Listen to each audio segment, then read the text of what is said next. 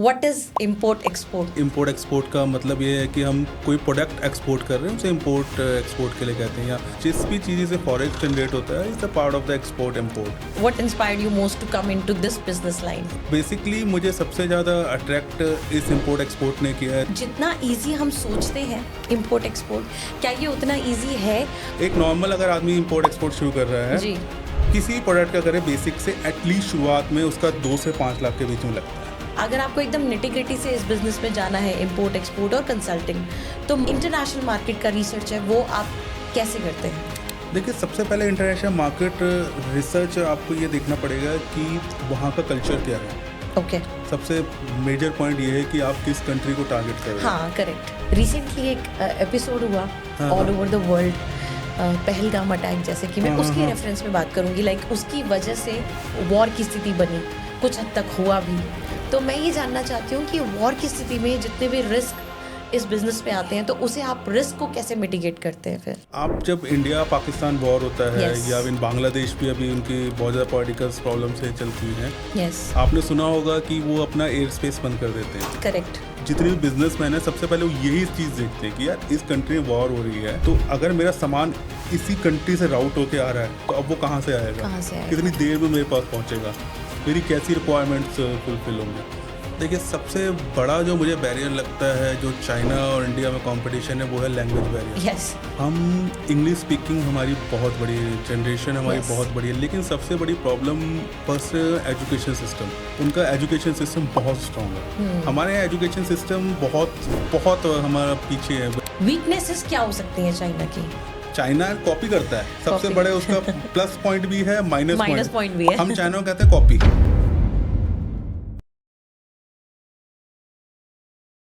Hello, मैं हूँ शिप्रिका और आप देख रहे हैं रेडियो अड्डा, एंटरटेनमेंट का सबसे बड़ा अड्डा। और मैं हाजिर हूँ आज फिर से एक बहुत ही इंटरेस्टिंग टॉपिक के साथ। आप ऐसा कह सकते हैं कि ये पॉडकास्ट बहुत ही ज़्यादा इंटरेस्टिंग होने वाला है और ये हमारी यंग जनरेशन को बहुत ही ज़्यादा इंस्पायर करने वाला है। अगर आप बिजनेस फील्ड में कुछ रिवॉल्यूशनरी करना चाहते हैं तो डेफिनेटली आज के पॉडकास्ट से आप बहुत कुछ सीख सकते हैं। और इस कॉन्वर्सेशन को और ज़्यादा इंटरेस्टिंग बनाने के लिए जो आज मेरे साथ जुड़ेंगे, उनके लिए 2 लाइन कह के मैं शुरुआत करूँगी कि सीखता हूँ सिखाता हूँ, कुछ सीखता हूँ कुछ सिखाता हूँ, मुझे ये सीखने सिखाने की नौसीखियाँ पसंद है। कुछ सीखता हूँ कुछ सिखाता हूँ, मुझे ये सीखने सिखाने की नौसीखियाँ पसंद है और मुझे इस बिज़नेस जगत की बारीकियाँ पसंद है। तो ज़्यादा देर ना करते हुए अब शुरू करते हैं आज का पॉडकास्ट। और जो मेरे साथ जुड़ रहे हैं निखिल जी, जो कि कंसल्टेंट हैं और बिजनेस एनालिस्ट हैं at Exim global Trader. Right Nikhil ji? Yes sir. Hello sir, कैसे हैं आप? बस बढ़िया। तो यहाँ तक आने में कोई तकलीफ सर? नहीं, कोई प्रॉब्लम नहीं। ठीक है, तो आज का ये टॉपिक एक्चुअली मेरे लिए और हमारी यंग जनरेशन के लिए बहुत ज़्यादा इंटरेस्टिंग होने वाला है, क्योंकि यूथ बहुत कुछ सीख रहा है, बहुत कुछ कर रहा है। तो इम्पोर्ट एक्सपोर्ट और भी बहुत सारी कॉइन ट्रेडिंग, इंटरनेशनली बिजनेस को कैसे हमने विजिबल करना है, उसके बारे में हम बात करेंगे। तो sir, what is import export? Obviously सबसे पहला question as a layman person. As a layman सबसे पहले तो मिथ यही होता है लोगों में कि इम्पोर्ट एक्सपोर्ट का मतलब ये है कि हम कोई प्रोडक्ट एक्सपोर्ट कर रहे हैं, उसे इम्पोर्ट एक्सपोर्ट के लिए कहते हैं। या प्रोडक्ट हम इंडिया से बाहर भेज रहे हैं एज एन एक्सपोर्ट, और इंडिया मंगवा रहे हैं इम्पोर्ट। ये सबसे बड़ी मिथ है, क्योंकि हम कोई भी ऐसी चीज़, नॉट इवन द प्रोडक्ट, हम कोई इवन सर्विसेज भी दे रहे हैं, इस कम्स अंडर एक्सपोर्ट, क्योंकि उससे फॉरेक्स जनरेट हो रहा है। जिस भी चीज़ से फॉरेक्स जनरेट होता है, it's a part of the export import. The second thing मैं आपको एक और बताता हूँ, हमारी इंडियन इकोनॉमी, जैसे आप इवन डेटा पे भी जाएं, हम अराउंड 800 मिलियन समथिंग का हम एक्सपोर्ट करते हैं, जिसमें से आप सरप्राइज होंगे 300 मिलियन इज सर्विसेज। हम अराउंड सर्विसेज से अर्न करते हैं, जैसे प्रोडक्ट का इन्वॉल्वमेंट ही नहीं है। जैसे कि हम अब बाय टीचिंग दे रहे हैं, आईटी इंफ्रास्ट्रक्चर प्रोवाइड करा रहे हैं किसी को, यूएसए में हम लॉजिस्टिक कोई सर्विसेज हमारे बीपीओ सेक्टर्स या डिफरेंट सेक्टर्स प्रोवाइड करा रहे हैं। फॉरेक्स ऑब्वियसली जनरेट हो रहा है इसके अंदर। तो इस कम्स अंडर सर्विस सेक्टर। कि सिर्फ प्रोडक्ट को लेके जो मिथ है वो है कि प्रोडक्ट इम्पोर्ट एक्सपोर्ट का पार्ट नहीं है। जो भी चीज फॉरेक्स जनरेट करता है इस कम अंडर एक्सपोर्ट। आप सर्विसेज कर सकते हैं और डिफरेंट आजकल तो ऑनलाइन में टीचिंग जॉब्स बहुत हो रही है कि आप इंडिया में बैठ के यूके के बच्चों, यूएसए के बच्चों को टीच कर रहे हैं। तो it's all it's come under the export services and everything. This is definitely an eye opener, क्योंकि एज अ लेमन मुझे भी यही लगता था कि कोई भी सामान को बाहर से लेना या बाहर से खरीदना या बाहर बेचना ही इंपोर्ट एक्सपोर्ट कहलाता है। क्योंकि अभी भी हम 90s का थॉट प्रोसेस में है कि जो हम फिल्मों में देखते थे कि हाँ भाई शिप जा रहा है, बस वो ही इंपोर्ट एक्सपोर्ट। ये totally is now you call 21st century, so काफी कुछ मूव ऑन हुआ है इस सब को लेकर। तो सर आपको किस चीज ने इंस्पायर किया? What inspired you most to come into this business line? Basically मुझे सबसे ज़्यादा अट्रैक्ट इस इम्पोर्ट एक्सपोर्ट ने किया है इसका एक्सपोजर। क्योंकि सबसे ज़्यादा किसी फील्ड में एक्सपोजर है तो वो इम्पोर्ट एक्सपोर्ट के अंदर ही है। क्योंकि ऑलमोस्ट 193 कंट्रीज़ हैं, तो आपको सबके बारे में स्टडी करनी पड़ेगी बेसिकली कि क्या वहाँ पे चेंजेस आ रहे हैं, कैसे चेंजेस आ रहे हैं, हम कैसे ग्रोथ कर सकते हैं, इंडिया को कैसे कॉम्पिटिटिव बना सकते हैं इन सब चीज़ों के लिए। क्योंकि हमारे पास वर्कफोर्स है, हमारे पास बेस तैयार है, बट हमें पता ही नहीं है कि हमें करना क्या है। बेसिकली हमारे पास प्रोडक्ट्स रेडी हैं, हमारे पास इंफ्रास्ट्रक्चर्स हैं, हमारे पास अच्छी गवर्नमेंट पॉलिसीज़ हैं, बट वो ये कि गाइडलाइंस जो होती है वो हमें गाइडेंस नहीं है हमारे पास, हमें गवर्नमेंट डॉक्यूमेंटेशंस की इतनी नॉलेज नहीं है। तो दैट्स अ बिग क्वेश्चन कि मुझे इसमें इसलिए अच्छा लगा क्योंकि मैं आना चाहता था, क्योंकि मुझे भी आप लेमन के सोचता था ये पता नहीं क्या है, ये बहुत बड़ी चीज़ है, हर बिजनेसमैन कर रहे हैं तो एटलीस्ट करना चाहिए। फिर अब मुझे इस टाइम काफ़ी टाइम हो गया तो मुझे लगता है कि बहुत ईजी है अगर आपको प्रॉपर नॉलेज हो, प्रॉपर डॉक्यूमेंटेशंस हो और प्रॉपर एक तरीके से स्किल्स हो, तो आप इजीली इस पे कम्पीट कर सकते हैं। यही एक्चुअली मेरा नेक्स्ट क्वेश्चन इसी से रिलेटेड है। आपने थोड़ा सा आंसर पहले से ही कर दिया, बट मैं चाहूँगी कि आप हमारे दर्शकों को डिटेल में बताएं कि जितना इजी हम सोचते हैं इंपोर्ट एक्सपोर्ट, क्या ये उतना इजी है? और गलत फहमियाँ जनरली लोगों को क्या होती हैं कि they take import export to for granted या फिर बहुत ज़्यादा चैलेंजिंग है?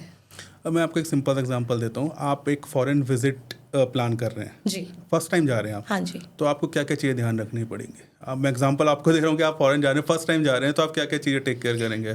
Sir passport, visa, all the documentation should be in place and I think that countries currency is more important. आपको आइटनरी आपका सेट होना चाहिए, hotels, bookings and whatever the sight seeing that you are doing. I think ये सब जरूरी होता है। ये आपको नॉलेज कहाँ से मिले? सर ये जनरल नॉलेज है, पता है, मतलब आपने स्टडी करा, जब आपको फॉरेन जाना है तो आपने गूगल पर सर्च करा। ऐसे ही इंपोर्ट एक्सपोर्ट है बेसिकली। आप जब इंपोर्ट एक्सपोर्ट करते हैं तो सबसे पहले आपको ये पता होना चाहिए कि डॉक्यूमेंटेशंस क्या क्या यूज़ होने हैं। जैसे आपने कहा पासपोर्ट यूज़ होना है, हाँ जी। पासपोर्ट इसलिए यूज़ होता है कि गवर्नमेंट आपको ऑथराइज कर रही है कि यू आर द नेशनल, आप हमारी इंडियन नेशनलिस्ट हो सबसे पहले, कि गवर्नमेंट आइडेंटिटी दे रही है। तो उसके लिए इंपोर्ट एक्सपोर्ट करने के लिए आपको सबसे पहले इंपोर्ट एक्सपोर्ट लाइसेंस चाहिए होता है। Okay. That's the first thing. That's a mandate thing. It's like a passport. Mandate documentation. That's a passport you कह सकते हैं कि बिना पासपोर्ट के आप फॉरेन नहीं जा सकते हैं, बिना इंपोर्ट एक्सपोर्ट लाइसेंस के आप एक्सपोर्ट नहीं कर सकते हैं। उसके लिए आपको सपोर्टिंग डॉक्यूमेंट चाहिए, जीएसटी चाहिए आपको, जो इंडियन मार्केट्स के लिए बेसिकली चाहिए होता है आपको। LUT एक होता है जिसमें आप रिफंड ले सकते हैं सारा। और तो ये बहुत सारे 5-6, लेकिन ये आपका काम नहीं है बनाना। अच्छा। हमारे पास CAs होते हैं, लॉयर्स की पूरी टीम होती है, ये वो बनाते हैं। आप उनको कह दीजिए कि मुझे इंपोर्ट एक्सपोर्ट करना है, वो आपसे पूछेंगे आपका प्रोडक्ट क्या है, वो आपको सारे डॉक्यूमेंट एक हफ्ते में बना के दे देंगे। ओके। तो इट्स लाइक अ प्रोसीजर कि आप जो भी काम करें इंपोर्ट एक्सपोर्ट इज लीगलाइज ढंग से करें उसको।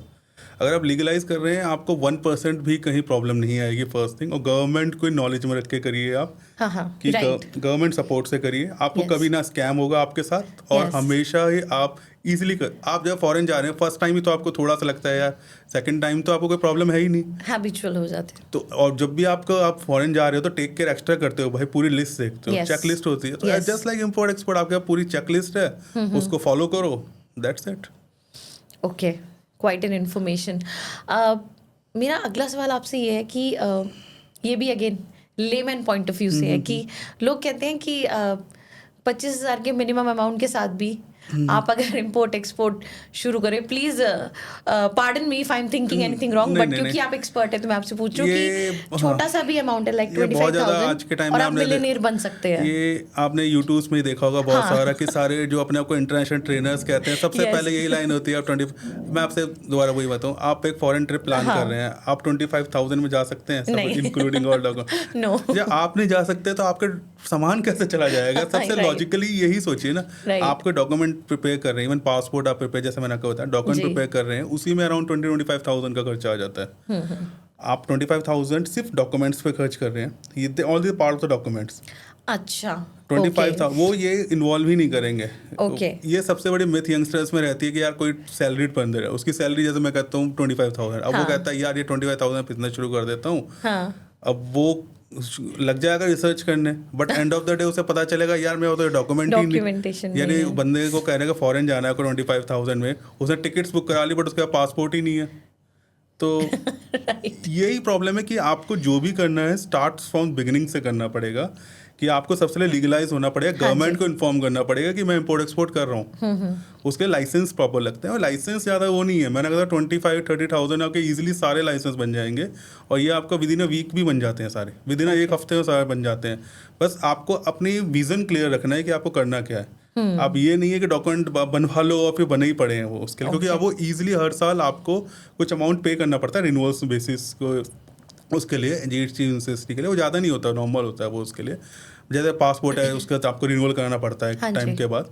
तो वो काफ़ी इजी चीज़ें हैं, लेकिन स्टेप बाय स्टेप आप फॉलो कीजिए उसके लिए। कभी भी मिथ में मत आइए कि 25,000 में हो जाएगा, ये सब नहीं हो सकता है। आप एग्जांपल अपने पे लेके देखिए, यार फॉरेन जा रहे हैं बिना पासपोर्ट के, आप कैसे टिकट बुक करा के चले जाएंगे। स्टेप्स होते हैं सारे, तो उस पर जितना खर्चा आएगा वो तो आएगा ही आएगा।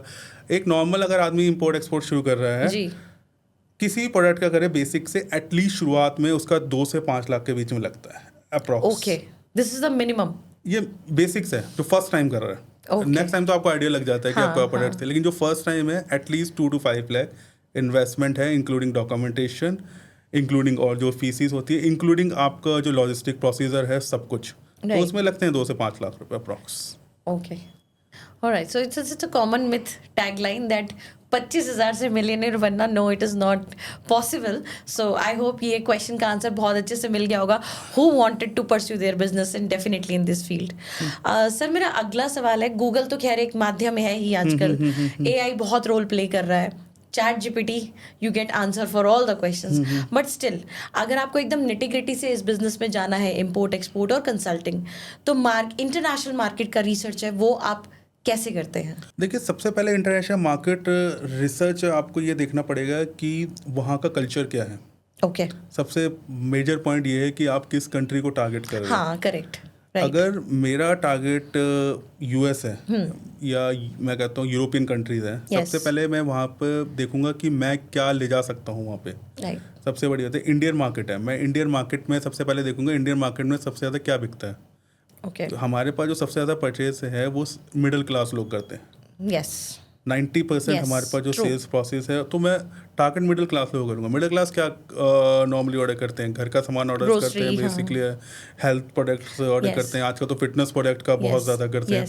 तो डेटा निकल जाता है कि भाई ये करते हैं। ऐसे में यूरोपियन और US मार्केट को टारगेट करूंगा कि मुझे किस कि बेसिकली मुझे किस कल्चर को, यानी किस चीज़ को, मिडिल क्लास को टारगेट करना है, लोअर मिडिल क्लास को टारगेट करना है, या फिर ऐसे प्रोडक्ट को टारगेट करना है जो अभी वहाँ आया ही नहीं है मार्केट में। ओके। आपको मैं सबसे बड़ा एग्जांपल देता हूँ। चाइना क्यों हमसे ज़्यादा कम्पीट कर सकता है, क्योंकि उसका जितना भी उसकी ग्रॉस GDP होती है उसका 1 ट्रिलियन वो अपने मार्केट रिसर्च पर करता है। ओके। उसको ये है कि जो प्रोडक्ट बना USA में, जो प्रोडक्ट UK से कहीं भी ऑल ओवर द वर्ल्ड बना, उसकी एक कॉपी मेरे पास होनी चाहिए। वो अगर 1 लाख का बेच रहे हैं तो मैं 10,000 का मार्केट में बेचूंगा। That's why they are dominant. क्योंकि उनकी रिसर्च टीम बहुत स्ट्रांग है, और रिसर्च टीम के लिए आपको कहीं भी आने जाने की जरूरत नहीं है, कुछ भी आने जाने की जरूरत नहीं है।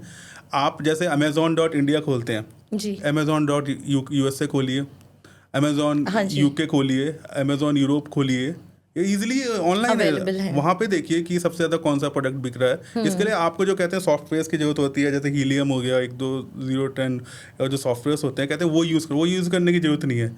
आप कैटेगरीज डालिए, नीचे उसके अपने आप रिव्यूज़ आ जाते हैं, स्टार्स मिलना शुरू हो जाते हैं नीचे। ये तो बेसिक है आपका। इसको रिसर्च आप देखिए आप किस में डोमिनेट कर सकते हैं प्रोडक्ट के अंदर। फूड आइटम को मैं कहता हूँ, लोग एग्रीकल्चर के लिए बहुत कंसल्ट के आते हैं कि भाई एग्रीकल्चर, मैं कहता हूँ एग्रीकल्चर जब तक आप फार्मर बैकग्राउंड से नहीं है हाँ। छूना भी मत इस प्रोडक्ट को, क्योंकि आपको पता ही नहीं कि एक प्याज की कितनी वेराइटीज होती हैं। हमारे यहाँ इतने यूट्यूबर से कहते हैं प्याज बेचो, ये इतने वो आ जाते हैं प्याज का तेल बेचो, जो आप चीज़ खुद यूज़ नहीं करते, जिसको आपको नॉलेज नहीं है, आप सामने वाले को कैसे उस पर एक्सपर्टीज दिखा सकते हो अपनी। करेक्ट।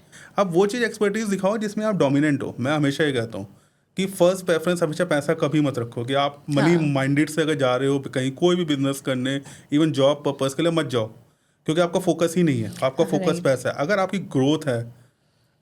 ग्रोथ है, आपका फर्स्ट प्रेफरेंस, आपकी अपॉर्चुनिटीज प्रेफरेंस है, तभी आप उस मार्केट में जाओ। क्योंकि आप भी थॉट प्रोसेस अपना वो रखोगे कि यार मुझे इस मार्केट में ग्रो होना है, अभी नहीं हुआ 1 साल बाद दूंगा, 2 साल बाद, तो कंसिस्टेंसी तभी आएगी आपकी। अगर पैसा आपकी इंपॉर्टेंस है तो कंसिस्टेंसी आएगी ही नहीं आपकी। सो दैट्स द इजीली है कि आप ऑनलाइन अगर आप टारगेट क्या कर रहे हो, ऑनलाइन टारगेट कर रहे हो तो ऑनलाइन जाके देखिए। ऑफलाइन अगर आप टारगेट कर रहे हैं सबसे ज़्यादा ये एग्जीबिशंस लगते हैं।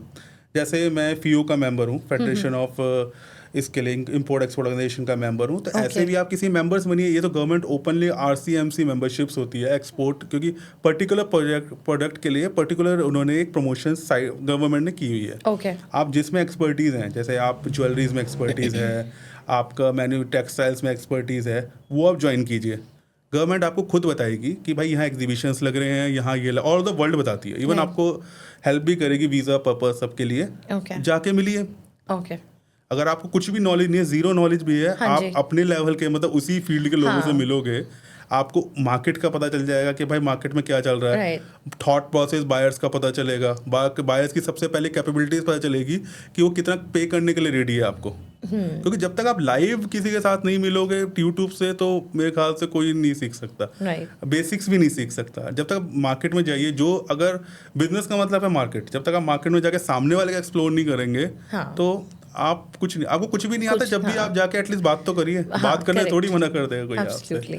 तो बेस्ट तरीका यही है कि रिसर्च कीजिए और प्रैक्टिकल रिसर्च कीजिए। ये नहीं कि थ्योरेटिकल रिसर्च कीजिए, प्रैक्टिकल रिसर्च कीजिए, प्रैक्टिकल लोगों से जाके मिलिए, मार्केट कंडीशन देखिए, सामने वाले को एक्सप्लोर जितना कर सकते हो कीजिए, आपको अपने आप आइडियाज आएंगे। Right, thank you so much for all this information. ये तो हमारी एक ग्लोबलाइजेशन लेवल पे हो गया कि जो कॉमन मैन को पता होने चाहिए। तो अभी मेरा सवाल थोड़ा सा लाइक कंपनी स्पेसिफिक है, एग्जिम से रिलेटेड, कि एक्सपोर्ट और इम्पोर्ट में आप डील करते हैं, कंसल्टिंग में आप डील करते हैं, तो इसमें एक्सपोर्ट इम्पोर्ट एंड कंसल्टिंग में आपकी तरफ से क्या सर्विसेज एंड सॉल्यूशंस दिए जाते हैं? तो थोड़ा सा एग्जिम का इंट्रोडक्शन। बेसिकली मैं एज अ कंसल्टेंट वर्क करता हूँ। तो सबसे पहले मैं आपको एज अ लेमैन बताता हूँ। अगर आप मेरे को कांटेक्ट करते हैं तो सबसे पहले हम आपकी स्क्रीनिंग करते हैं बेसिकली, कि आप किस बैकग्राउंड से हैं, आप कितना इन्वेस्ट करने के लिए रेडी हैं, आप बेसिकली क्यों आना चाहते हैं। कि मैं आपको पता ना, मेंटलिटी बहुत जरूरी है कि आप कि पैसे के लिए आना चाहते हैं, ग्रोथ, अपॉर्चुनिटीज, या फिर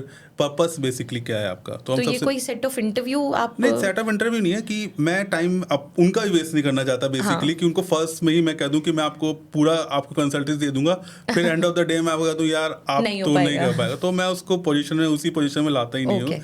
हम फर्स्ट ही 1 आवर या हाफ एन आवर उस पर स्पेंड करते हैं, उसको फर्स्ट ही बताते हैं कि आप इस प्रोडक्ट के लिए नहीं हो, किसी और में आप ट्राई करिए, क्योंकि आप इसके लिए बेस्ट हो। सेकंड सॉर्ट आता है हमारा नॉर्मल कंसल्टेंसीज जो हम देते हैं इसके लिए, जो इंटरेस्टेड हैं काफ़ी, हम उनको जार्गन सिखाते थे। टेक्निकल जो मैंने आपको टर्म बताया, कि जो मैंने आपसे कहा था कि बायर्स के लिए, हम उनको उसके लिए ट्रेन करते हैं कि आपको बायर से कैसे मीट करना है, हम कैसे टर्मिनोलॉजीज उनसे यूज़ करनी है, कैसे एक्सपोर्ट की टर्मिनोलॉजीज हम कैसे यूज़ कर सकते हैं, किस उस पर हम बात कर सकते हैं, कि जो आप नेगोशिएशन स्किल्स जो बेसिकली हम सिखाते हैं वो सिखाते हैं। आप अपने प्रोडक्ट को कैसे मार्केट कर सकते हैं, कैसे अपना पोर्टफोलियो कैटलॉग डेवलप कर सकते हैं। तो ये हमारी फर्स्ट स्टेप होता है। फिर हम सेकंड स्टेप में आते हैं। सेकंड स्टेप हम उनको देते हैं जो ऑलरेडी जिनके पास प्रोडक्ट रेडी है बट उन्हें ग्लोबल मार्केट चाहिए। तो हम उनके लिए क्या करते हैं, उनको अपने डॉक्यूमेंटेशन, अपनी लीगल टीम प्रोवाइड कराते हैं, अपनी CA टीम प्रोवाइड कराते हैं। हमारे जो फ्राइट फॉरवर्डर्स हैं, शिपिंग लाइन, लॉजिस्टिक्स, वो प्रोवाइड कराते हैं। और जो हमारी कस्टम क्लियरेंस टीम है वो प्रोवाइड कराते हैं। These are the services basically. हम हेड टू टोज को सब प्रोवाइड कराते हैं। जैसे कि ग्लोबल मैन्युफैक्चर है, उसे पता ही नहीं कि इंटरनेशनल कैसे जाना है, तो हम उसको ये अपनी कंसल्टेंसीज देते हैं कि आप जो है डोमेस्टिक से ग्लोबल कैसे जा सकते हैं। A to Z हम उसको सारी कंसल्टेंसीज बेसिकली देते हैं। और थर्ड जो है बेसिकली वो थोड़ा सा कमर्शियल बेसिस हम शिपिंग लाइन्स के लिए काम करते हैं, कि शिपिंग लाइंस बेसिकली जितनी होती है हमारी, हम उनसे डील्स करते हैं। और जैसे कईयों को होता है प्रोडक्ट जो होता है वो कस्टम क्लियरेंस से फंस जाते हैं, या उनके डॉक्यूमेंट्स कंप्लीट नहीं हो पाते हैं, या कई होते हैं कि अवेलेबिलिटीज़ की जिसका इश्यूज आ जाता है। तो हम कमर्शियल लेवल पे काम करके, हमारी प्रॉपर टीम है, तो वो टीम उनके डॉक्यूमेंटेशंस कंप्लीट करा के, कस्टम क्लियरेंस करा के उनको वेयर हाउसिंग तक पूरा पहुंचाती है। तो हम बेसिकली सारा हेड टू टो मतलब Everything. लेमैन से लेकर हम कमर्शियल पर्पस तक सारा, कहीं और जाने की जरूरत नहीं है। हाँ, If somebody is really looking for the क्योंकि business in हमारे this इंडिया field. में कंसल्टेंट मैं कहूँगा 10% भी नहीं है। हाँ। सब जो आते हैं वो international trainer Yes, coach yes. बन के आते हैं। क्योंकि मैं इसी फील्ड में इसलिए भी थोड़ा एक्सप्लोर इसलिए कर रहा हूँ क्योंकि लोगों को करेक्ट नॉलेज नहीं है। इसलिए हमारा जो एक्सपोर्ट इंडिया का सिर्फ 1 या 3% है। तो मैं चाहता हूँ कि यार आने में हमारे पास सब कुछ है, हाँ। तो हम क्यों नहीं आगे बढ़ रहे हैं? नॉलेज नहीं है हमारे पास, दैट्स द नॉलेज नहीं है, अवेयरनेस नहीं है, सो Yes. That's the only thing कि मैं एज अ कंसल्टेंट कि जो एटलीस्ट लोग देखें और हमसे आए कि हम मैंने कहा ना, पैसा हमारे प्रायोरिटीज है ही नहीं हमारा। देखो यार, आप काम करोगे, पैसा ले रहे हो अपनी कंसल्टेंसीज का, Correct. हम वही चार्ज करते हैं बेसिकली। Yes. हम कोई ऐसे चार्ज नहीं करते आप पहले पैसा दो फिर हम आपको वो सिखाएंगे जो आपका काम का ही नहीं है। Right. हम कहें आप अपनी प्रॉब्लम्स लेके आओ, हमको सॉल्यूशंस देंगे, as simple as that. Okay, right, ठीक है सर। ये तो हमने बात करी सारा इन्फॉर्मेशन आपकी कंपनी की, जितनी भी सर्विसेज आप प्रोवाइड करते हैं, जो भी सॉल्यूशंस आप देते हैं। एक रिसेंटली एक एपिसोड हुआ all over the world, Pahalgam attack, जैसे कि मैं उसके रेफरेंस में बात करूंगी। लाइक उसकी वजह से वॉर की स्थिति बनी, कुछ हद तक हुआ भी, तो और ये अभी थमा नहीं है, मतलब इट इज़ अनप्रेडिक्टेबल कि हो भी सकता है आगे, नहीं भी हो सकता है। तो ये वॉर जैसी स्थिति में ऑब्वियसली बिजनेस को इम्पैक्ट करता है, और ये इंटरनेशनल ट्रेडिंग, इस इम्पोर्ट एक्सपोर्ट, इसको तो डेफिनेटली, क्योंकि मोदी जी ने सबसे पहले पानी ही बंद किया था। तो मैं ये जानना चाहती हूँ कि वॉर की स्थिति में जितने भी रिस्क इस बिजनेस पे आते हैं, तो उसे आप रिस्क को कैसे मिटिगेट करते हैं फिर? देखिए, रिस्क एज अ लेमैन मैं कहूँगा कि इस पर फ़र्क नहीं पड़ता है ज़्यादा, क्योंकि हमारी सिक्योरिटी बहुत स्ट्रांग है। अब मैं आपको बताऊँ बिजनेस कैसे इम्पैक्ट करता है इसके लिए। आप जब इंडिया पाकिस्तान वॉर होता है, या इन बांग्लादेश भी अभी उनकी बहुत ज़्यादा पॉलिटिकल प्रॉब्लम से चलती हैं, आपने सुना होगा कि वो अपना एयर स्पेस बंद कर देते हैं। करेक्ट। जो हमारे पास एयरप्लेन जा रहा था वाया पाकिस्तान होकर यूएसए जा रहा था, वो 10 घंटे में पहुंच रहा था। अब उसने एयर स्पेस बंद कर दिया, अब हमें उसे राउटिंग चेंज करके पहुंच, अब वही पहुंचेगा 15-16 घंटे में। तो टाइम लगा, कॉस्टिंग ज़्यादा लगी उसके ऊपर, फ्यूल ज़्यादा लगा। अब मैंने किसी को आपको जैसे आप मेरा सामान जा रहा है यूएसए, मैंने आपको कहा दिया कि मैं आपको $15 में दूंगा, बट मेरी कॉस्टिंग ही $20 की आ रही है, तो कैसे? हाँ, करेक्ट। तो यहाँ एक हमारा मॉनेटरी लॉस सबसे पहले जो हो रहा है, फाइनेंशियल लॉस ये हो रहा है। और दूसरा सबसे बड़ा है कि जैसे मैं शिप, आपने कहा कि हम ये डैम्स रोक देंगे, ये रोक देंगे, हमारे शिप भी तो जा रहे हैं। हाँ, बांग्लादेश ने पूरा रोक रखा है, बांग्लादेश की तो इवन पूरी कस्टम स्ट्राइक पे जा चुकी है। तो वहाँ पे जो माल स्टक है उसकी हर, जैसे कोई आप ऐसा प्रोडक्ट बेच रहे हैं इसकी शेल लाइफ ही 4 महीने की है, अब वो तो खराब हो ही जाएगा आपको ऑब्वियसली। तो उसके लिए सबसे बड़ी प्रॉब्लम ये होती है कि जो जितने भी बिजनेसमैन है, सबसे पहले वो यही चीज़ देखते हैं कि यार इस कंट्री में वॉर हो रही है, तो अगर मेरा सामान इसी कंट्री से राउट होके आ रहा है तो अब वो कहाँ से आएगा, कितनी देर में मेरे पास पहुँचेगा, मेरी कैसी रिक्वायरमेंट्स फुलफिल होंगी। तो आज के टाइम पे थोड़ी सी, जैसे हम रशिया यूक्रेन है, तो उनकी भी एयर स्पेस यूज़ होती होगी, उनका भी पोर्ट वोट यूज़ होता है, बहुत बड़े लेवल पे यूज़ होता है इंटरनेशनल मार्केट में। तो ये सब चीज़ें फैक्टर्स करती हैं। फिर आपको नई राउटिंग्स बनानी पड़ती है कि हाँ भाई, हम स्टेट ना जाके सर्कल जाएंगे या फिर किसी और राउट से जाएंगे, तो उसमें कॉस्ट इन्वॉल्व हो जाती है बहुत ज़्यादा। आपकी जो प्रोडक्शन वैल्यू वो इंक्रीज हो जाती है फिर आपकी। अगर आपका 1000 का कोई प्रोडक्ट बनना है तो उसकी ऑलमोस्ट कॉस्ट 1500-2000 हो जाएगी। आपको हर चीज़ कंसिडरेशन में फिर लानी पड़ेगी कि यार मुझे इसको इस राउटिंग से भेजना है तो मुझे इसकी शेल लाइफ इतनी करनी पड़ेगी, मुझे अगर मेरा थोड़ा सामान खराब भी हो रहा है तो मुझे इतने लेवल पे और सामान बनाना पड़ेगा। कॉस्टिंग उतनी, आप बायर्स कहेगा मेरी प्रॉब्लम थोड़ी है, वार हो रही है। अब जैसे अभी यूएस ने कह दिया कि ट्रेड वॉर चल रही है, अभी एक आपको या वो एक मैंगोज का एक बहुत बड़ा वो हुआ था बीच में कि उन्होंने कंसाइनमेंट ही पोर्ट से वापस भेज दिया था कि हम नहीं लेंगे। उसमें बायर्स क्या करेगा? बायर्स तो कहता है कि भाई गवर्नमेंट ने पॉलिसी बनाई है, मैं तो उसे ही फॉलो करूंगा। लेकिन हमारे यहाँ से जिन्होंने पूरा भेजा, 4-5 करोड़ का भेजा, अपने उनकी भी उन्होंने पूरी अपने तो पूरा इन्वेस्टमेंट लगा दी ना, वो रिटर्न नहीं आया। तो ये एक तरह है कि फिर आप उस कंट्रीज को टारगेट करते ही नहीं हो। फिर सबसे बड़ी प्रॉब्लम ये हो जाती है कि भाई मैंने कोई सामान बेचा, वो बीच रास्ते में उनकी पॉलिसी चेंज हो गई, बीच रास्ते में ही वॉर हो गई, तो ना मैं जा सकता हूँ वहाँ पे, ना वापस आ सकता हूँ, मैं करूँगा डंप करते हैं। तो ये बहुत बड़ा लॉस है उसके लिए कि हमारे पास कोई ऑल्टरनेटिव भी नहीं है। अब मेरा एक रूट बना हुआ है, और रूट ही चेंज कर दो अब रातों रात। That's true. That's true. Flight ही कह दे मैं नहीं जा रही, हाँ. हम जाएंगे नहीं, हमें प्रॉब्लम है वहाँ पे, तो सामान तो आपका उसी में पड़ा रहा, बायर्स कह रहा आपने टाइमली नहीं भेजा, पे ही नहीं करूँगा आपको. Yes, आपकी तो एफर्ट्स और सब कुछ लग चुका है ना. absolutely. तो यहाँ ये सबसे ज़्यादा मॉनेटरी फाइनेंशियल लॉस ये होता है कि हमारे पास ऑल्टरनेटिव्स नहीं है उसके लिए. हम स्टिक टू द बेसिक, जिनके पास ऑल्टरनेटिव्स हैं वो यूज़ कर लेते हैं, जैसे जिसके हाँ. प्राइवेट एयरक्राफ्ट्स हैं, जिसके Yes. प्राइवेट पोर्ट्स हैं, वो यूज़ करते हैं इसके लिए. Right. और फिर हम उनके पास जाते हैं, एक्स्ट्रा चार्ज करते हैं. एंड ऑफ द डे इसमें आपका प्रॉफिट मार्जिन बहुत लो हो जाता है, effect या तो प्रॉफिट मार्जिन रहता ही नहीं. आप कहते हैं चलो सामान तो पहुँचे, हाँ. पैसा तो देखा जाएगा, तो प्रॉफिट मार्जिन में फ़र्क पड़ता है. लेमैन पे ऐसा सच कुछ जैसे अभी कैजुअलिटीज़ पे तो इतना नहीं होता नहीं है, पड़ता है. But profit margin long term पे काफ़ी होता है उसके लिए, कि बायर्स को भी थोड़ा सा वो हो जाते हैं कि यार इस कंट्री में जैसे सिचुएशन वॉर की सिचुएशन है, तो अभी हमें ना डील करें, अभी इससे Right. थोड़े टाइम बाद डील करते हैं. तो इम्पैक्ट थोड़ा सा आपके पॉलिसीज़ पे भी रहता है, आपके प्रॉफिट पे रहता है, प्लस एक थोड़ी सिचुएशन डाइसी सी बनी रहती है बायर्स के माइंड में. वॉर थोड़ा है अनप्रेडिक्टेबल जैसा वॉर सिचुएशन. बेसिकली लेमैन के लिए इतना नहीं है, आपको हमको क्या Business प्रॉब्लम, point of हाँ view से. बिजनेस पॉइंट ऑफ व्यू देते हैं तो बहुत इम्पैक्ट करता है, क्योंकि एंड ऑफ द डे आपका प्रॉफिट मैटर करता है. Right. जब वही नहीं मिल रहा है आपको, तो Absolutely. फिर उस पर प्रॉब्लम आती है. तो सर जैसे अभी हमने थोड़ी देर पहले चाइना की बात करी थी, आपने चाइना का टॉपिक उठाया कि वो हमेशा आगे क्यों रहते हैं, because they do their researches well in advance, कि डॉक्यूमेंटेशन सबसे पहले उनके पास रहता है. We know China is like one of the largest economical developing country, in fact developed country we can say, economy उनकी सबसे ज़्यादा अच्छी है. स्टिल बोलते हैं कि नोबडी इज़ परफेक्ट. तो चाइना की जो ट्रेडिंग मतलब जितनी भी उनकी तरीके हैं, तो उसमें कुछ डेफिनेटली शॉर्ट कमिंग्स होंगे, कुछ लूप होल्स होंगे. तो वो ऐसे शॉर्ट कमिंग्स या लूप होल्स आपके हिसाब से क्या हैं जो rest of the world can learn from them, कि अच्छा आप ये गलती नहीं करेंगे, so you can be one step ahead. देखिए सबसे बड़ा जो मुझे बैरियर लगता है जो चाइना और इंडिया में कंपटीशन है, वो है लैंग्वेज बैरियर. Yes, absolutely. हम इंग्लिश स्पीकिंग हमारी बहुत बड़ी जनरेशन हमारी Yes. बहुत बड़ी है, लेकिन सबसे बड़ी प्रॉब्लम इंडिया में और चाइना में 3 है जो मुझे लगता है बेसिक. मैं अगर practically, first education system. Okay. उनका एजुकेशन सिस्टम बहुत स्ट्रांग है. वो वन नेशन वन एजुकेशन पे काम करते हैं कि भाई जो बच्चा गरीब भी है वही सेम एजुकेशन लेगा जो मिनिस्टर का बच्चा ले रहा है एजुकेशन. तो गैप एजुकेशन में है ही नहीं उनका. हमारे यहाँ एजुकेशन सिस्टम बहुत बहुत हमारा पीछे है एजुकेशन सिस्टम.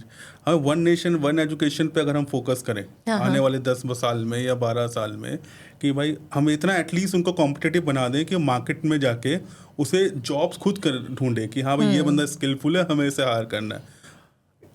चाइना के पास वोकेशनल्स बहुत ज़्यादा है, वोकेशनल स्किल्स मतलब मल्टी स्किल्स बहुत ज़्यादा है. उनका हर एक बंदा मल्टी स्किल्स है, कि उसको पता है कि मुझे अगर स्टडी से मैं पैसे नहीं कमा पा रहा हूँ तो मैं अपनी स्किल से जैसे कि वो इलेक्ट्रॉनिक्स में इंजीनियर बन जाएगा, मतलब इलेक्ट्रॉनिक्स के लिए बन जाएगा, या फिर सपोर्टिव रोल में किसी में चला जाएगा. लेकिन उसको पता है कि मैं अगर जॉब से पैसा नहीं है तो मैं स्किल्स के थ्रू. हमारे यहाँ मल्टी स्किल्स हैं ही नहीं, सबसे बड़ी प्रॉब्लम्स ही है हमारे यहाँ. मल्टी स्किल्स में आप किसको कहेगा आज के यंगस्टर्स के लिए, आप पूछो आपकी मल्टी स्किल्स क्या, कहता है मैं इन्फ्लुएंसर हूँ, यूट्यूब क्रिएटर हूँ, ये मल्टी स्किल्स है हमारे. तो ये बहुत बड़ी प्रॉब्लम है कि हमने अपने यंगस्टर्स को इनकरेज ही नहीं किया कि आप मल्टी स्किल्स में जाओ. क्योंकि वो भी क्यों जाएं, क्योंकि उनका तो अपॉर्चुनिटीज़ ही नहीं है. राइट. आज के टाइम पे यंगस्टर को आप थोड़ी कहोगे कारपेंटर बन जाओ या फैक्ट्री में जाके ये करो, वो तो नहीं जाएगा.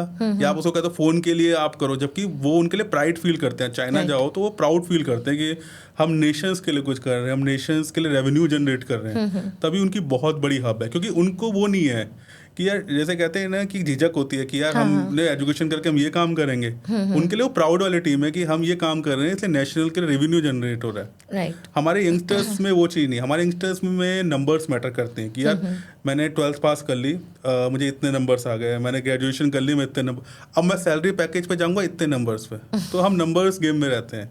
इंजीनियर है वो इनोवेशन पे फोकस नहीं करेगा. इंजीनियर आज के टाइम पे फोकस करेगा मुझे कितने का पैकेज मिल रहा है. राइट. That's a problem. फिर वो आगे सोचेगा यार मुझे इतना पैकेज मिल रहा है, चलो मैं यूएसए ही चला जाता हूँ, मुझे वहाँ पे इतना पैकेज मिल जाएगा. तो हम नंबर्स गेम में रहते हैं. हमारे लिए प्राउड ये नहीं है कि हम नेशंस के लिए कुछ करें, हमारे प्राउड ये है कि हम टैक्स कितना देते हैं. हमारे प्राउड ये है नंबर्स कितने हैं. चाइना इसका डिफरेंट है. उसके लिए ये है कि स्किल्स इंपॉर्टेंट है. अब आपने कहा हम कैसे कम्पीट कर सकते हैं.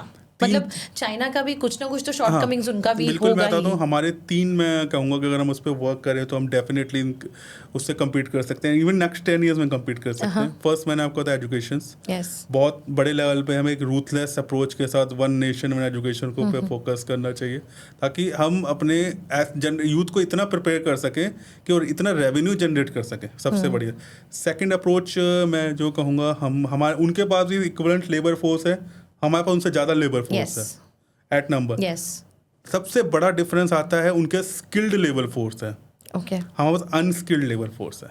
ओके अगर हम अपने लेबर फोर्स को स्किल्ड कर दें, आपको मैं एग्जांपल देता हूँ, सबसे ज़्यादा आज के टाइम प्रोटेस्ट होती है फार्मर प्रोटेस्ट। अगर हम फार्मर को इंपोर्ट एक्सपोर्ट सिखा दें, कितना रेवेन्यू जनरेट हो सकता है कि हम 10 साल में चाइना को इजीली बीट कर सकते हैं। अगर हम जो जिनमें रिक्वायरमेंट है हम वहाँ पे एजुकेशन लेकर जाएं, फार्मर्स को इंपोर्ट एक्सपोर्ट सिखाएं, हमने मैन्युफैक्चरर्स को इजीली कर दें सब कुछ, कि भाई हम आपको ओपन ग्राउंड देते हैं कि आप जाओ, गवर्नमेंट आपको सारा पैसा लगाएगा आपके ऊपर, आप जाइए, उनको स्किलफुल बनाइए, उनको स्किल्ड बनाइए। हम क्यों नहीं कम्पीट कर सकते? चाइना में है ही क्या, चाइना भी ह्यूमन है, हम भी ह्यूमन ही है, बट माइंड थॉट प्रोसेस उनका अलग, हमारा पॉलिटिकल वे है, उनका इकोनॉमिक्स थॉट प्रोसेस है। हम पॉलिटिकल थॉट प्रोसेस में सोचते हैं, वो इकोनॉमिक्स थॉट प्रोसेस में सोचते हैं।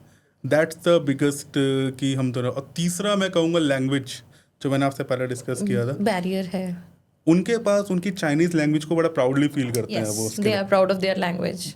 कोई फॉरनर जाता है यस यस तो वो चाइनीज में बात करेंगे, और हम कहीं जाते हैं तो उनकी लैंग्वेज में बात करेंगे। यस सबसे बड़ा यही है कि हम इसको टारगेट कर सकते हैं आने वाले टाइम में, क्योंकि आने वाली जो जनरेशन है, इवन मैं कहता हूँ जो अभी इंपोर्ट एक्सपोर्ट हो रहा है, तो जनरेशंस भी तो चेंज होती है ना। हाँ करेक्ट। आने वाली एआई जनरेशंस है आपकी, सबसे जनरेशंस है आपकी, वो थोड़ी जाएगी यार, मुझे कोई अगर मैं आज इंडियंस है तो वो अपने इस लेवल पे जाएगी ना। इंडियंस अच्छे हमारे पास, हमारे इंग्लिश स्पीकिंग्स हैं, सब कुछ है हमारे पास, हमारे अच्छी वर्क फोर्स है। तो मैंने आपको बताया सर्विसेज, हम क्यों नहीं बीट कर सकते चाइना को सर्विसेज में? हम उनको इतनी अच्छी सर्विसेज दें, सब कुछ दें, तो इजीली हम बीट कर सकते हैं उनको, चाइना को। तो आपने चाइना की क्वालिटीज भी बता दी 3, एट द सेम टाइम आपने ये भी बता दिया कि इन क्वालिटीज को हम टारगेट कर सकते हैं एज देयर वीकनेस, क्योंकि to be the best of them. क्योंकि हमारे पास रिसोर्सेज है, बट हम उसे रिसोर्सेज को प्रॉपर यूटिलाइज नहीं कर रहे हैं। मैंने बताया ना, उनकी इकोनॉमिक थॉट प्रोसेस है, हमारा पॉलिटिकल थॉट प्रोसेस है। तो हम पॉलिटिक्स फर्स्ट सोचते हैं, वो इकोनॉमिक्स फर्स्ट सोचते हैं। दैट्स द बिगेस्ट डिफरेंस है उसके लिए। ओके ये तो सर ठीक है, मेरे को समझ में आया कि आपने चाइना कहाँ पे स्ट्रांग है ये आपने बताया, पर मेरा सवाल मैं फिर से आपसे करूँगी कि वीकनेसेस क्या हो सकती हैं चाइना की आपके हिसाब से? मतलब आपको लगता है कि ये उनके बिजनेस स्ट्रैटेजीज में ये वाला लूप होल है, ये हम इसको पकड़ सकते हैं, मतलब, या फिर ये चीज़ वो ठीक नहीं कर रहे हैं जो हम सीख के हम ठीक कर सकते हैं? हाँ, मैंने आपको बताया ना, सर्विसेज चाइना सर्विसेज इतनी नहीं देता है जितनी इंडिया देता है उसके सबसे बड़ा, क्योंकि हम अराउंड 300 बिलियन जो हैं वो सर्विसेज से ही अर्न करते हैं। राइट। दूसरा सबसे बड़ा है कि एआई, चाइना कॉपी करता है, कॉपी करता है। हम क्यों नहीं अपने सॉफ्टवेयर बनाते हैं? हमारे पास सारे जो इंडियंस हैं जो ऑल ओवर द वर्ल्ड, वही एआई टाइम पे। आज के टाइम पे हम 4-5 इंजीनियर्स या प्रॉपर इन्वेस्ट वो करके, हम उसके लिए मार्केट वैल्यू रिसर्च करके 5 एक पूरा, जब हम चंद्रयान बनाया था, मैं आपको सबसे बड़ा एग्जांपल देता हूँ, इंडिया से चंद्रयान प्राउडली कह सकते हैं हम वहाँ पे गए, तो हम इतनी रिसर्च करके क्यों नहीं एआई की टीम खड़ी कर देते? चाइना कॉपी करता है, सबसे बड़े उसका प्लस पॉइंट भी है, माइनस पॉइंट भी है। हम चाइना को कहते हैं कॉपी, आज भी माइंडसेट ही है। यस, चाइना जैसे वर्ल्ड मार्केट, हम ओरिजिनल क्यों नहीं करते? हम एक चंद्रयान के लिए टीम बना सकते हैं, हम एक एक्सपीरियंस पूरा एक तरीके से बंदों साइंटिस्ट इकट्ठे करके हमने उनको टारगेट दे दिया कि आपको ये करना है, 5 साल में आपको ये करना है, हमें चांद पे जाना है। हम क्यों नहीं एक टीम बना के खड़ी कर देते सारे उसके, कि हमें एक एआई चाहिए जो चैट जीपीटी है, इन सबको से कम्पीट करे। हम एक खड़ी कर दें अपनी वर्कफोर्स, और फिर उसको इतना हम प्रमोट करें ऑल ओवर द वर्ल्ड जाके, जितना चाइना नहीं कर सकता। चाइना अभी लोगों का माइंड सेट है कि चाइना कॉपी करता है, उसने डीप सीक सब कुछ बना दिया, हम कहते हैं एआई की कॉपी है, ओरिजिनलिटी पे कभी नहीं जाते। लेकिन इंडिया जो बनाता है चंद्रयान, उसे ओरिजिनल मान दें। सबसे बड़ा पॉइंट ये है कि हमारी जो रेपुटेशन है वो आज बहुत ही रेपुटेशन है कि हम ओरिजिनलिटी पे बिलीव करते हैं। तो मैं तो कहता हूँ हमारे पास इतनी अच्छी वर्क फोर्स है, हम बना दें उसको भाई कि हमें 5 साल में एक एआई जनरेट करना है, उसी एआई पे डिफरेंट प्रोडक्ट बनाने। यही एक बहुत बड़ा पॉइंट है कि ओरिजिनलिटी जो है हमारी मार्केट में हम कम्पीट करके एक अच्छी जगह बना सकते हैं उसके लिए। ये बहुत बड़ा पॉइंट आपने साइंटिस्ट के लिए दे दिया है। आई एम श्योर आने वाले 5 सालों में हम ऐसा कुछ देख पाए जो आपने सजेशन नहीं, दिया है। बिल्कुल हमारे पास कमी किसी चीज की नहीं है, बट एक विल पावर नहीं है रिसोर्सेज की उसमें। तो डेफिनेटली नहीं है। हाँ, तो मैंने वही कहा ना कि हम पॉलिटिकल से ऊपर सोच करना चाहिए कि सबको हाँ। इकट्ठे बिठा दें सारे Yes. को, कि अब जैसे ऑपरेशन सिंधु होता, सारी पार्टीज ने इकट्ठे इकट्ठे हो गए थे, कहा हम एक correct. ही इस पे हैं। That was हाँ, one united nation. Yes, first. तो yes. हम बैठ के एक बार डिस्कस कर लें कि भाई हमें इससे चाइना से कम्पीट करना है, हमें ये पॉलिसी लानी है, इस पे हम कोई डिस्कशन नहीं करेंगे Very पॉलिटिकल true. वे Very पे। तो true. ऐसे अब मार्केट एआई की है, हम 5 साल तक अपने रिसर्च एनालिस्ट बिठा देते हैं, हाँ। रिसर्च करें 5 साल, सिर्फ रिसर्च करें, हाँ। अगले 5 साल से वर्क करके दे दें पूरी वर्ल्ड को। Yes, correct. हम चाइना भी तो इसलिए कामयाब है हाँ। कि 1 ट्रिलियन अपना रिसर्च पे डाल रहा है। हम भी एक रिसर्च टीम बना के बिठा देते हैं कि आपको ये करना है, टास्क आपका ये है कि हमें नेक्स्ट 5 ईयर्स में ये चाहिए, तो इजीली हम कम्पीट कर लेंगे, ऑल ओवर द वर्ल्ड से कम्पीट कर लेंगे, all over the world actually. हाँ, तो इसके लिए वेरी वेल सेड सर।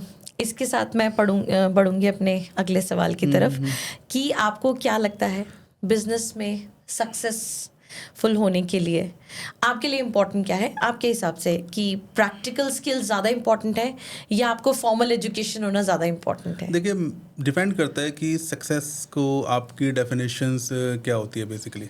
हाँ, सबकी अलग अलग, क्योंकि आज के टाइम में सक्सेस की डेफिनेशन बैंक बैलेंस भी हो सकती है। Very true. That's first thing है। सक्सेस की डेफिनेशंस आपकी ये हो सकती है कि आपको एक कम्युनिटी जानती है, दैट्स द सक्सेस, कि हाँ भाई मैं सोशल मीडिया स्टार हूँ, मुझे ऑल ओवर द इंडिया जानती है, ये भी सक्सेस है, भले ही मेरा बैंक बैलेंस उतना ना हो। थर्ड थिंग पे आते हैं, सक्सेस का मतलब ये होता है कि आप अपनी फील्ड में एक्सपर्टीज हो। हाँ जी। जैसे अडानी अंबानी अपनी फील्ड में एक्सपर्टीज है जी। और किसी थर्ड बिजनेसमैन को कोई ना जानता हो, बट इन दोनों को सब जानते हैं। ये भी एक्सपर्टीज है, ये भी सक्सेस है कि भाई अपनी फील्ड में आप टॉप लेवल पे हो। और मेरे नज़र में सक्सेस का ये है कि अगर आप जो काम कर रहे हो उससे सेटिस्फाइड हो, हाँ जी, आप सक्सेसफुल हो। ओके। आपने एक गोल बनाया है कि यार मुझे ये गोल अचीव करना है, और छोटे गोल नहीं, लोग क्या करते हैं, उन्होंने आईफोन ले लिया, ये सेटिस्फेक्शन हो गई उनके लिए। नहीं, अपना पर्सनल सेटिस्फेक्शन अलग चीज़ है, एक प्रोफेशनल सेटिस्फेक्शन होता है। आपके जब तक आप पर्सनल प्रोफेशनल सेटिस्फेक्शन आपने अचीव कर लिया और आप सक्सेस उसको अचीवमेंट करते हो, हाँ यार ये मेरी अल्टीमेट अचीव, मुझे सेटिस्फाइड हूँ पर्सनल प्रोफेशनल लेवल पे, दैट्स कॉल्ड सक्सेस। तो मैं तो उसी कहूँगा कि आप पर्सनल प्रोफेशनल लेवल पे सेटिस्फाइड हो, जो आपने अचीव करा है, that's called the success. Nice. So ठीक है, इसी से रिलेटेड मेरा दूसरा सवाल है कि आपके एक्सपीरियंसेस के हिसाब से इंपोर्ट एक्सपोर्ट को आप कैसे देखते हो? देखिए, मैं इंपोर्ट एक्सपोर्ट को देखता हूँ कि ये एक ऐसा बिजनेस है, अगर हम बंदों को प्रॉपर एजुकेट करें, प्रॉपर स्किल्ड करें, जी, ईजिली कर सकते हैं। चाइना में क्या होता है कि 14-15 साल के बच्चों को इंपोर्ट एक्सपोर्ट का A to Z नॉलेज है, इसलिए वो कॉम्पीट कर पाते हैं। आप चाइना से बहुत इंस्पायर्ड है मुझे लग रहा है। मैं चाइना इसलिए कर सकता हूँ, हमारा वही एक सिंगल कॉम्पिटिटर है आज के टाइम पे।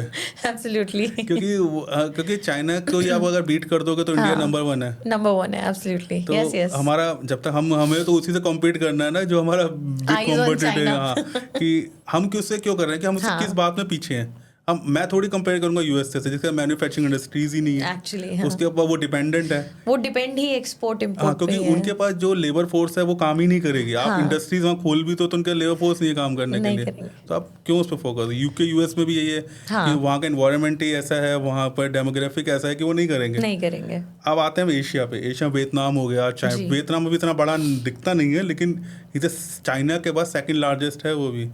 Vietnam, is it? हाँ, उसमें बड़ा अंडररेटेड सा कंट्री है फिर उसका मतलब। बहुत ज़्यादा वियतनाम पे आप मानोगे इतना फर्नीचर्स हो गए, टेक्सटाइल्स हो गए, सब कुछ हो, बहुत बड़ा इंपोर्टर है, वो भी एक्सपोर्टर है, बहुत बड़ा। I didn't know that seriously, क्योंकि हम चाइना, यूएस, इंडिया इन्हीं की बातें करते हैं। Vietnam is a big player, बहुत बड़ा प्लेयर है उसके लिए। और चाइना को मैं आपको एक बहुत अच्छी स्टोरी सुनाता हूँ, शायद इसमें आप थोड़ा सा रिलेट कर सकें।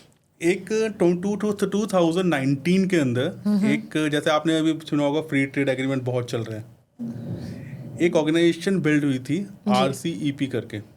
RCEP, what is that sir? Regional comprehensive economic partnership. Okay. इसको हम बहुत सारे, इंडिया के अलावा 15 देशों में, उन्होंने 15 कंट्रीज ने अप्रॉक्स क्या था, हम फ्री ट्रेड करेंगे। इसमें बड़े नाम से Australia, New Zealand, China, Vietnam, Japan, Philippines, Singapore और छोटी मोटी कंट्रीज। ओके। उन्होंने कहा हम फ्री ट्रेड करेंगे, आप हमारी मार्केट में आओ, हम आपके मार्केट में।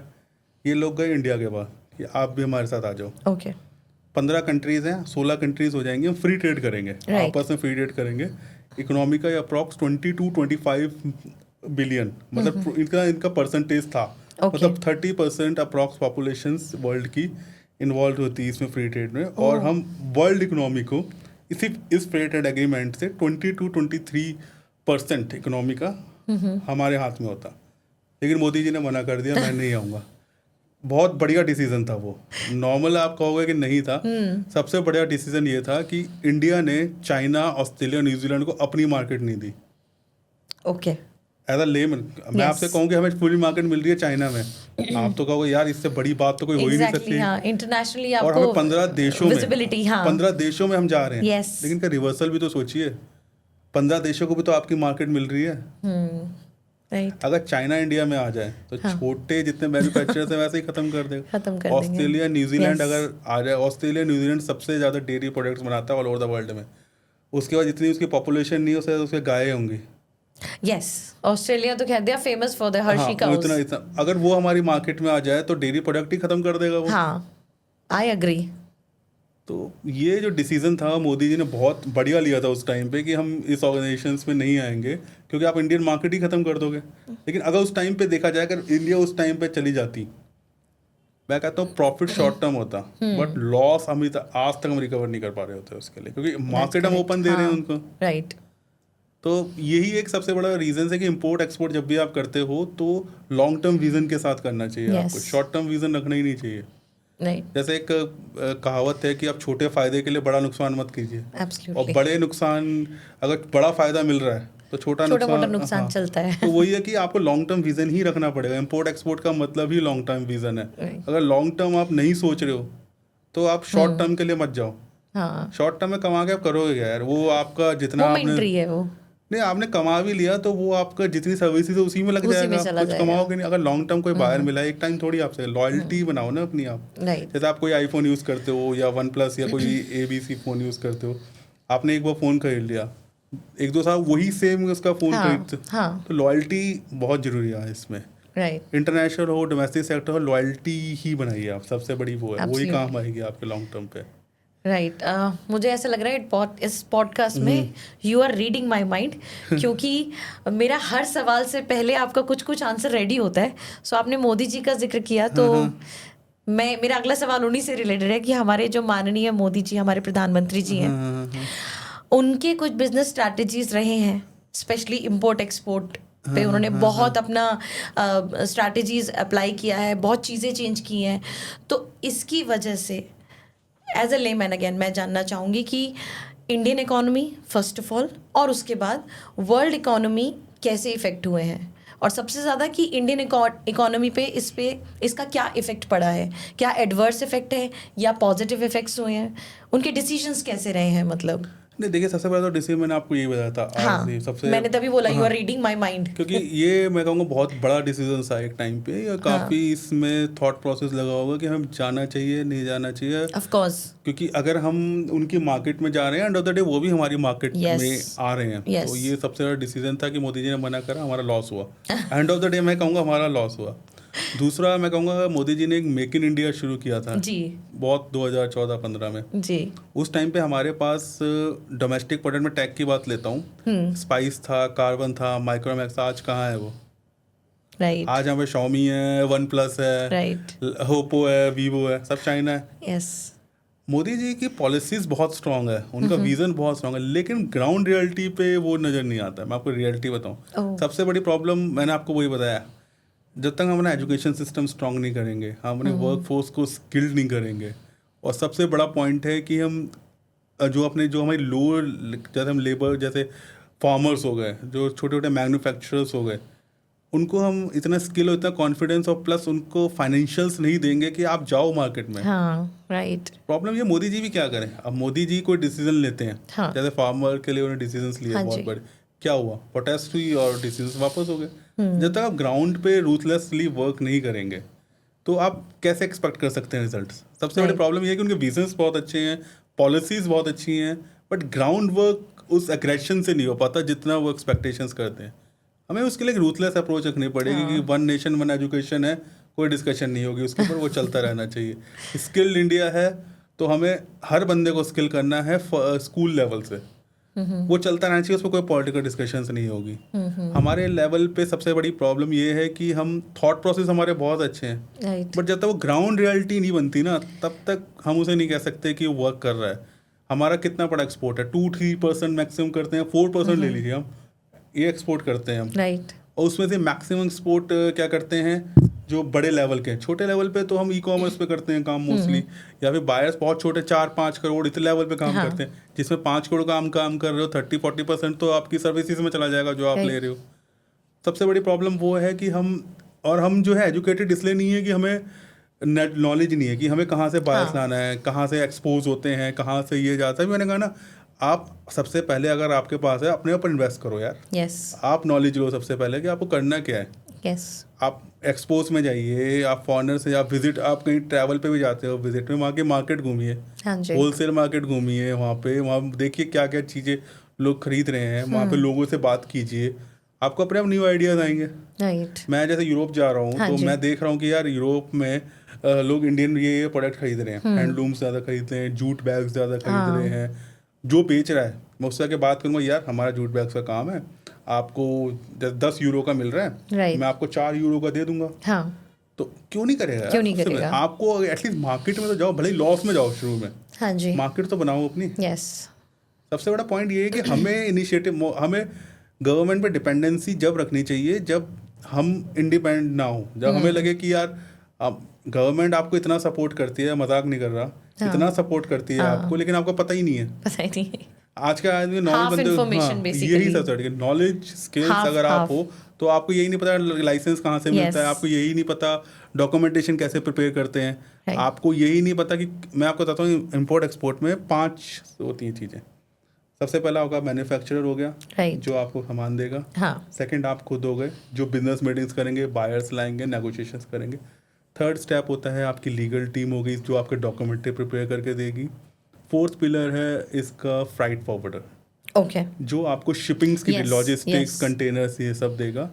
फिफ्थ आता है CHA, जो आपका सब कुछ चेक करेगा फाइनली, कस्टम क्लियरेंस कराए। आपका रोल क्या है? बायर से मिलना, मीटिंग करना, नेगोशिएशन करना, और जो भी एंड प्रोडक्ट है इन चारों टीमों को बता देना कि भाई ये मेरा काम है, अब आप करो। प्रॉब्लम ये आती है जो हमारे यूट्यूब इन्फ्लुएंसर्स हैं जो अपने आप को इंटरनेशनल कोच कहते हैं। 3 दिन की ट्रेनिंग देंगे आपको। फर्स्ट दिन आपको फ्राइट फॉरवर्डर के बारे में बताएंगे वो क्या काम करता है। सेकंड दिन आपको बताएंगे आपको CHA का क्या काम करता है। थर्ड डे आपको बताएंगे ये आपके क्या काम, CA ये काम, आपके अपनी स्पेशलाइजेशन नहीं बताएंगे आपको जिसमें आप अच्छा कर सकते हैं। वो नहीं बताएंगे, वो कहेंगे कि ये ज्वाइन कर लो, वो कर लो, ये सब। यार प्रॉब्लम है अगर आप गलत जगह को पैसा इन्वेस्ट करो। यार आपके 25,000 रुपये हैं, 25,000 लाइसेंस बनवाओ ना अपने डॉक्यूमेंटेशन करो, ताकि एटलीस्ट आप शुरू तो कर सको। आपका डॉक्यूमेंट है तो आप शुरू तो कर सको। यार सबसे पहले जब मैं इस फील्ड में आया था, सबसे पहले हमने डॉक्यूमेंटेशन करवाई थी अपनी, लीगलाइज बने थे हर चीज़ को लेकर। हमने कहा यार एंड ऑफ द डे अगर आप इलीगल काम कर ही क्यों रहे हो, जब लीगल ढंग से सब कुछ कर सकते हो आप। अगर आप गाड़ी चला रहे हो तो लाइसेंस तो बनवाओगे ही ना, एब्सोल्युटली, इंश्योरेंस तो लोगे ही ना। ये तो बेसिक्स हैं, तो बेसिक्स कवर करो, बिजनेस अपने आप आएगा आपके पास। आज मैं इतने फॉरेनर्स को जानता हूँ, मैं जैसे किसी अगर प्रोडक्ट के लिए भी जाता हूँ, नॉर्मली मैं फॉरेनर से बात कर रहा हूँ, फॉरेनर्स की कोई रिक्वायरमेंट है, हमसे बात नॉर्मली होती रहती है जैसे फॉरेनर्स की, तो वो कहते हैं हमें ये रिक्वायरमेंट है, मेरे पास प्रोडक्ट नहीं है मुझे पता है, लेकिन मेरी इतने आज रिसोर्सेज हैं कि मैं एक कॉल पे उनको सब अरेंज करके दे दूंगा, क्योंकि मेरे पास लाइसेंस है, मेरे पास पूरी टीम है। मुझे पता है मुझे एक कॉल करना है, मेरे पास हर चीज़ तैयार हो जाएगी, मेरे पास कोटेशंस आ जाएगी, सब कुछ आ जाएगा। क्यों आता है ये? मैं मार्केट में जाता हूँ, 10 लोगों से मिलता हूँ, 10 लोग अपने बिजनेस बात करते हैं। अब मैं यूट्यूब पे बैठ के करता रहूँ तो वो तो कुछ होगा नहीं ना, गूगल रिसर्च करता रहूँ तो कुछ होगा नहीं। मार्केट में जाइए, अगर बिजनेस करना है तो एटलीस्ट अपने आप को 6 महीने दीजिए, उसके बाद बिजनेस में आइए। तभी आप गवर्नमेंट आपको 100% सपोर्ट दे रही है, आपको इंश्योरेंस देती है, EPC करती है, आपको बायर्स को वेरीफाई करती है, वो ब्लैक लिस्ट तो नहीं है, कंट्री वेरीफाई करके देती है, आपको इस बिजनेस में नहीं जाना चाहिए, पेमेंट टर्म्स आपको बताती है, आपको बायर सेलर्स मीट कराती है, सब कुछ गवर्नमेंट कराती है, गवर्नमेंट की पॉलिसीज। लेकिन आपको जो नॉलेज ही नहीं है तो वेस्ट है वो, आप क्या करेंगे? गवर्नमेंट ने 100% आपको सपोर्ट दिया हुआ है, आपका पैसा कहीं नहीं डूबेगा, 100% सपोर्ट। गवर्नमेंट ने आपको लाइसेंस नहीं दी है, आपका कस्टम में कहीं नहीं रुकेगा। Right. इतना सपोर्ट गवर्नमेंट दे रही है, हाँ। बट आपको नॉलेज ही नहीं है, To make a use of it. Waste है सब कुछ। राइट। ओके, सो अगला सवाल मैं आपसे पूछूंगी, जैसे हम कहीं इंटरव्यू देने जाते हैं तो जनरली इंटरव्यूअर पूछते हैं कैंडिडेट से कि अगले 5 सालों में आप अपने आप को कहाँ देखते हैं। तो वही ट्रेड के पॉइंट ऑफ व्यू से, बिजनेस के पॉइंट ऑफ व्यू से आपका विजन क्या है कि अगले 5 सालों में where do you see yourself? देखिए, मैं एज अ कंसल्टेंट मैं ये चाहता हूँ कि मेरे से जो भी लोग कंसल्टेंसी लेके जाएं या हमारे जी। थ्रू जो भी हैं जी। वो मार्केट में स्टेबल हो। ओके। That's it. मैं ये नहीं चाहता कि यार आप मेरे से कंसल्टेंसी लेके जा रहे हैं और फिर आप 1 महीने बाद 1.5 महीने बाद यार बुराई करें कि यार मैं उस कंसल्टेंसी में गया था, मेरे तो पैसे वेस्ट हो गया, मैं पैसे कैसे रिकवर करूँ। हाँ जी। तो मैं उस लेवल पे बंदे को लेकर, मैं फर्स्ट डे मैंने कहा ना हम स्क्रीनिंग हाँ। करते हैं, स्क्रीनिंग के बाद बंदे को बताते हैं सारी चीज़ें कि आपको Right. करना क्या है। तो बस मैं 5 साल गया, मैं तो हमेशा यही मैं कॉन्फिडेंट रहता हूँ कि जो भी हमारी कंसल्टेंसीज के थ्रू जाए वो स्टेबल बिजनेस करे, अच्छी अर्निंग करे और लॉन्ग टर्म प्रॉफिटेबिलिटी Yes. में रहे। तो ये हमारा मेन गोल रहता है उसके लिए। नाइस। तो अगेन ये हुई बात आपकी, बट अभी आपको इतना एक्सपीरियंस हो गया इस फील्ड में, तो आप इंपोर्ट एक्सपोर्ट में इंडिया का भविष्य कैसे देखते हैं? मैंने आपको वही ना, इंडिया को मैं compete करते देखता हूँ सबसे बड़े, कि हम कंपटीशन में हैं, सबसे बड़ी बात है। Yes. आउट ऑफ कंपटीशन हम ना थे। इंडिया का इंडिया आया कैसे? इंडिया वर्ल्ड मैप में आया कैसे? वास्को डिगामा इंडिया आया। वो यहाँ से इंपोर्ट करके ले जाता था, एक्सपोर्ट Correct. करके ले जाता था। Correct. हम आए ही जब इंपोर्ट एक्सपोर्ट से वर्ल्ड मैप में हैं, हाँ, तो हम तो आए compete करने के लिए। हमारा जो बर्थ हुआ है इंडिया का, वो हुआ है इंपोर्ट एक्सपोर्ट से है। यस। तो ट्रेडिंग। हम, हाँ, वास्को डिगामा आया इंडिया में एक्सपोर्ट, हमारे मसाले ले गया, हमारे उसमें पैसे भी नहीं देते थे वो तो खैर, तो वो आए हमारे पास। Right. और हम हमेशा कॉम्पिटिटिव रहेंगे और हमेशा हम टॉप 3 में रहेंगे। लेकिन प्रॉब्लम मैंने बताया ना कि हम अपने रिसोर्सेज को यूटिलाइज नहीं कर पा रहे हैं। जिस दिन हम अपने रिसोर्सेज को 50% भी यूटिलाइज कर लेंगे, हमारी गवर्नमेंट एक रूथलेस अप्रोच के साथ अच्छी एजुकेशन, अच्छी स्किल लाइफ देगी हम सबको। हमें Right. पॉलिटिक्स नहीं, हम जितना हमारा पॉलिटिकल माइंडसेट नहीं, इकोनॉमिक माइंडसेट पे हम आ जाएंगे राइट। और उसको रूथलेसली, अग्रेसिवली अप्रोच पे मार्केट पे अप्लाई करेंगे। We are beat easily China in next 10 years। Yes, आपके मुंह में घी शक्कर ऐसा ही हो। और मैं आखिरी सवाल पूछना चाहूँगी आपसे कि यंग जनरेशन, हर चीज़ का एक बूम आता है यंग जनरेशन में, तो अभी है कि our youngsters are very much fascinated import export के बिजनेस को लेके, तो आपका सबसे इम्पोर्टेंट एडवाइस यंग जनरेशन को क्या रहेगा अगर वो इसकी एजुकेशन लेते हैं, लाइक इंपोर्ट एक्सपोर्ट का कोर्स करते हैं, तो उनके लिए आपका क्या सजेशन है? और शुरुआती सीढ़ी, पहला कदम क्या होना चाहिए उनके लिए? देखिए, मैं यंगस्टर्स को 4 सजेशन देना चाहूँगा जी। सबसे पहला फर्स्ट सजेशन से देना चाहूँगा कि माइंड सेट करें कि हम इम्पोर्ट एक्सपोर्ट क्यों कर रहे हैं। ये इसलिए देख के मत करिए कि इसमें बहुत पैसा है, राइट। इसलिए आए कि आप पैसा देख के कभी भी इन्फ्लुएंस ना हो कि यार ये बंदा करोड़ों कमा रहा है, ये कमा रहा, नहीं होता है ऐसा। करोड़ों अरबों तो एक्टर्स भी कमा रहे हैं। करेक्ट। तो आप उनसे इन्फ्लुएंस होकर हर कोई एक्टर थोड़ी बन जाता है। हाँ, क्रिकेटर्स भी मैं कमा बीच रहे हैं में इसके लिए। रोकूंगी आपको, ये जो आपने अभी बोला, तो आपको ऐसा लगता है कि जो यूथ भाग रहा है कि अरे ये कोर्स कर लेते हैं तो इंपोर्ट एक्सपोर्ट का बिजनेस बहुत अच्छा हो जाएगा, ये आप उसी कॉन्टेक्स्ट में? मैं वही बता रहा हूँ, कॉन्टेक्स्ट में इसलिए कह रहा हूँ कि हम जो है, हमारे पास देखो, अब मैं एक नया प्रोडक्ट मार्केट में आता है, मुझे उसकी नॉलेज नहीं है, मैं क्या करूँगा? यूट्यूब पे सर्च करूँगा। हाँ। यूट्यूब में कोई मेरे को ये बोल रहा है कि आप मेरे पास आके कोर्स कर लो, मैं आपको लाखपति बना दूंगा। जैसे आजकल international courses, they are like a sales person. हाँ। जो आप प्रोडक्ट यूज़ नहीं कर रहे, जिसको आपकी नॉलेज नहीं है, जो जिस पे आपकी एक्सपर्टीज नहीं है, वो कैसे बेच सकते हो आप? हाँ, right. That's a big thing ना। मेरे पास कोई प्रोडक्ट है, मैं उसको लेके कॉन्फिडेंस नहीं हूँ। हाँ। मुझे आपने, जैसे आप मेरे पास आए, मैं जैसे आपस में डिस्कशन कर रहे हैं, अब मैंने कह दिया प्याज बहुत बिकता है यूएई में, आपको प्याज की नॉलेज ही नहीं है। नहीं है। हाँ। लेकिन मैंने बता दिया यार बिकता है, तो मैं उस पे जाके उसको बेचना शुरू करूँ। अब वो मेरे से कुछ पूछ ले कि भाई इस प्याज में कितने तरह की वैरायटीज होती हैं प्याज में, इसकी शेल लाइफ कितनी हाँ है, जी। किसके थ्रू बेचूं मैं, आपको पता ही नहीं। हाँ, नो इन्फॉर्मेशन। तो वही ना, इन्फ्लुएंस में हम आ जाते हैं कि ये बंदा पैसा कमा रहा है तो मैं भी कमा सकता हूँ। ये यूथ में सब कुछ नहीं होना चाहिए। सेकंड थिंग, मैं यूथ को ये कहूँगा कि अगर आपको कोर्स करना है, सबसे बड़े किसी अच्छी डिग्री, अच्छी यूनिवर्सिटी से कोर्स करिए। अच्छे इसको ऐसा कोर्स लीजिए, ऐसा एक्सपर्टीज लीजिए। ये मत सोचिए कि 3 दिन में आप ये इंपोर्ट एक्सपोर्ट सीख जाएंगे, 4 दिन में सीख जाएंगे, नहीं सीख सकते यार। इंजीनियरिंग होती है, इंजीनियरिंग कोई इंजीनियर बंदा है, यस, वो 4 दिन में थोड़ी इंजीनियरिंग पढ़ के 4 बना साल। 4 साल वो कम है उसके लिए, वो भी ऑन द जॉब सीखता है।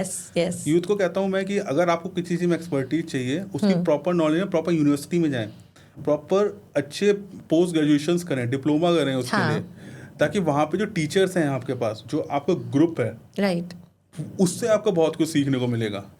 आपकी एनवायरनमेंट से आपको बहुत कुछ सीखने को मिलेगा। यस अब आप जा रहे हो यार 4 दिन में क्या सीख लो, क्या आप ग्रुप बनाओगे 4 दिन में, या क्या फ्रेंड्स होते हैं जब 1 महीना 2 महीना किसी के साथ स्पेंड Yes. करो, टीचर्स के साथ स्पेंड करो, टीचर्स अपने, क्योंकि जो टीचर्स होते हैं वो उस लेवल से निकल के आते हैं, वो Right. ऑलरेडी इन्वॉल्वमेंट होते हैं, प्लस उनके कनेक्शंस बहुत अच्छे होते हैं। तो इस फील्ड के जैसे हमारे बहुत अच्छे कनेक्शन है हर फील्ड में, उनके कनेक्शन, उनसे आप मिलो, वो आपको 1-2 लीड्स देंगे, वो आपको डॉक्यूमेंटेशन कराएंगे ऑन द Right. जॉब ही, आपको डॉक्यूमेंटेशन पता चल जाएगी। हाँ। आपको एग्जैक्ट पता चलेगा कि आपको इन्वेस्ट कितना करना है इसके अंदर। That's the Right. First thing.